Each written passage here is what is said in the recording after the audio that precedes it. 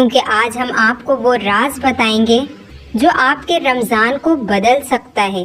یہ اس زمانے کی بات ہے جب مکہ میں مسلمانوں پر ظلم بڑھتا جا رہا تھا اور مسلمانوں کو بہت سی تکلیفوں کا سامنا کرنا پڑ رہا تھا۔ اسی لیے مشرکین مکہ کی سختیوں سے تنگ آ کر رسول اکرم صلی اللہ علیہ وسلم ہجرت کا حکم دیتے ہیں۔ مسلمان مدینے کی طرف روانہ ہوئے۔ حضرت بلال رضی اللہ تعالی عنہ بھی مدینہ منورہ ہجرت فرما رہے تھے۔ اسی طرح مدینے میں دن گزرتے رہے اور حضرت بلال رضی اللہ تعالی عنہ کا دل بے چین ہونے لگا۔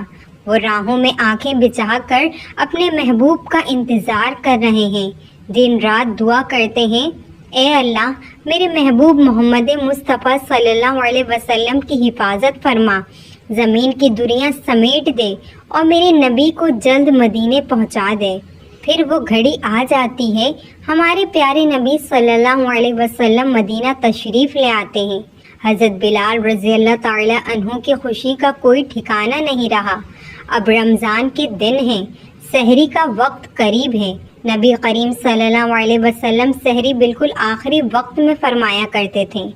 ادھر حضرت بلال رضی اللہ تعالی عنہ اذان کی تیاری کر رہے ہوتے ہیں اور ادھر نبی پاک صلی اللہ علیہ وسلم اپنا آخری لقمہ تناول فرما رہے ہوتے ہیں۔ پھر سورج ڈھلتا ہے، غروب کا وقت آتا ہے۔ نبی کریم صلی اللہ علیہ وسلم فوراً افطار فرماتے ہیں، ایک کھجور منہ میں رکھتے ہیں اور روزہ کھول لیتے ہیں۔ آپ صلی اللہ علیہ وسلم ایسا اس لیے کرتے ہیں تاکہ امت پر بھوک کا وقت کم سے کم ہو اور دین آسان رہے۔ پیارے دوستوں، ایک مرتبہ کا واقعہ ہے کہ سحری کا وقت ہے۔ اللہ کے نبی صلی اللہ علیہ وسلم سحری فرما رہے ہیں، سامنے بکرے کی سری رکھی ہے۔ حضرت علی رضی اللہ تعالی عنہ بھی ساتھ موجود تھے۔ اتنے میں حضرت بلال رضی اللہ تعالی عنہ آتے ہیں اور ادب سے عرض کرتے ہیں، یا رسول اللہ، سحری کا وقت ختم ہو گیا ہے، میں اذان دینے جا رہا ہوں، آپ برائے کرم کھانا پینا بند فرما دیں۔ یہ کہہ کر حضرت بلال رضی اللہ تعالی عنہ اذان کی تیاری کے لیے چلے جاتے ہیں۔ چند لمحے گزرتے ہیں، حضرت بلال رضی اللہ تعالی عنہ کے دل میں خیال آتا ہے کہ پتہ نہیں میرے نبی نے سحری روک دی یا نہیں۔ وہ فوراً واپس آتے ہیں اور دیکھتے ہیں کہ ہمارے پیارے نبی صلی اللہ علیہ وسلم ابھی بھی سحری فرما رہے ہیں۔ یہ دیکھ کر حضرت بلال عرض کرتے ہیں، یا رسول اللہ، سحری کا وقت ختم ہو چکا ہے، صبح ہو گئی ہے۔ یہ سن کر نبی کریم صلی اللہ علیہ وسلم اپنے ہاتھ نیچے رکھ دیتے ہیں اور فرماتے ہیں، اے بلال، ابھی وقت باقی تھا۔ حضرت علی رضی اللہ تعالی عنہ یہ منظر دیکھ رہے ہیں۔ وہ فرماتے ہیں، اگر بلال نہ کہتے تو ہمارے پیارے نبی صلی اللہ علیہ وسلم سحری کرتے رہتے، صبح صادق ظاہر نہ ہوتی۔ پھر کسی نے عرض کیا، یا رسول اللہ، آپ نے سحری کیوں جاری رکھی؟ نبی کریم صلی اللہ علیہ وسلم ارشاد فرماتے ہیں، بلال اپنے اندازے کے مطابق سحری کے ختم ہونے کا اعلان کر رہے تھے، جبکہ میری نظر سورج کے اس مقام پر تھی جہاں ابھی سحری کا وقت باقی تھا۔ پیارے دوستوں، یہ ہے ہمارے نبی پاک صلی اللہ علیہ وسلم کا مقام اور یہ ہے اللہ کے نیک بندوں کی سچائی۔ پیارے دوستوں، ایک دن کا منظر ہے، کھانے کی تیاری ہو رہی تھی۔ حضرت عبیدہ بن ذر رضی اللہ تعالی عنہ بکرے کا گوشت پکا رہے تھے۔ دیگ چولہے پر ہے اور خوشبو پھیل رہی ہے۔ اللہ کے پیارے نبی صلی اللہ علیہ وسلم تشریف فرما رہے تھے۔ آپ صلی اللہ علیہ وسلم فرماتے ہیں، مجھے بکرے کی ایک دستی کا گوشت پکڑاؤ۔ حضرت عبیدہ ذر رضی اللہ تعالی عنہ دیگ میں ہاتھ ڈالتے ہیں اور ایک دستی نکال کر پیش کرتے ہیں۔ نبی کریم صلی اللہ علیہ وسلم اسے نوش فرما لیتے ہیں۔ کچھ دیر بعد آپ صلی اللہ علیہ وسلم دوبارہ فرماتے ہیں، مجھے ایک اور دستی کا گوشت پکڑاؤ۔ حضرت عبیدہ ذر رضی اللہ تعالی عنہ پھر دیگ میں ہاتھ ڈالتے ہیں اور دوسری دستی نکالتے ہیں اور پیش کرتے ہیں۔ نبی کریم صلی اللہ علیہ وسلم اسے بھی نوش فرما لیتے ہیں۔ پھر تیسری بار نبی کریم صلی اللہ علیہ وسلم فرماتے ہیں، مجھے دستی کا گوشت پکڑاؤ۔ یہ سن کر حضرت عبیدہ رضی اللہ تعالی عنہ ادب سے عرض کرتے ہیں، یا رسول اللہ، بکرے کے تو دو ہی بازو ہوتے ہیں۔ یہ سن کر نبی کریم صلی اللہ علیہ وسلم فرماتے ہیں، اگر تو دیگ میں ہاتھ ڈالتا اور نکالتا رہتا تو اللہ تعالیٰ مجھے اتنی دستیاں نکال کر دیتا رہتا جب تک میں خود نہ رک جاتا۔ سبحان اللہ۔ پیارے دوستوں، اللہ کے پیارے نبی صلی اللہ علیہ وسلم کو دستی کا گوشت بہت پسند تھا۔ اس کے علاوہ آپ صلی اللہ علیہ وسلم کو دودھ، کھجور، کدو اور شوربے والی ہانڈی بھی بہت محبوب تھی۔ آپ صلی اللہ علیہ وسلم ہمیشہ تازہ روٹی تناول فرماتے تھے اور یا پھر فاقہ کرتے تھے۔ آپ صلی اللہ علیہ وسلم نے کبھی باسی کھانا نہیں کھایا۔ صرف ایک مرتبہ فتح مکہ کے موقع پر حضرت ام ہانی رضی اللہ تعالی عنہا کے گھر باسی روٹی تناول فرمائی۔ اس کے علاوہ آپ صلی اللہ علیہ وسلم نے کبھی باسی روٹی نہیں کھائی۔ یہی ہمارے پیارے نبی صلی اللہ علیہ وسلم کا طریقہ تھا، سادگی، برکت اور اللہ کی عطا پر مکمل بھروسہ۔ ایک مرتبہ کا واقعہ ہے کہ شعبان کا مہینہ تھا۔ مدینہ میں دن عام تھے، مگر نبی کریم صلی اللہ علیہ وسلم کی عبادت میں اضافہ ہو چکا تھا۔ آپ صلی اللہ علیہ وسلم زیادہ روزے رکھ رہے ہیں، زیادہ دعا کر رہے ہیں، کیونکہ رمضان المبارک قریب آ رہا ہے۔ ہمارے پیارے نبی صلی اللہ علیہ وسلم رمضان کی آمد سے پہلے ہی اس کی تیاری شروع کر دیتے ہیں۔ زبان پر دعا ہے کہ اللہ یہ مبارک مہینہ نصیب فرمائے۔ پھر نبی کریم صلی اللہ علیہ وسلم صحابہ کرام کی طرف متوجہ ہوتے ہیں اور سوالیہ انداز میں فرماتے ہیں، تم کس کا استقبال کر رہے ہو اور تمہارا استقبال کون کر رہا ہے؟ صحابہ کرام غور سے سنتے ہیں۔ آپ صلی اللہ علیہ وسلم یہی سوال دوبارہ فرماتے ہیں۔ پھر تیسری بار حضرت عمر رضی اللہ تعالی عنہ عرض کرتے ہیں، یا رسول اللہ، کیا کوئی وحی نازل ہونے والی ہے یا کسی دشمن سے مقابلہ ہونے والا ہے؟ نبی کریم صلی اللہ علیہ وسلم فرماتے ہیں، نہیں، ایسی کوئی بات نہیں۔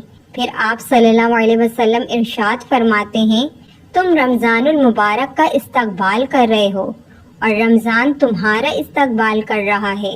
رمضان کی پہلی رات اللہ تعالیٰ تمام اہل قبلہ کو معاف فرما دیتا ہے۔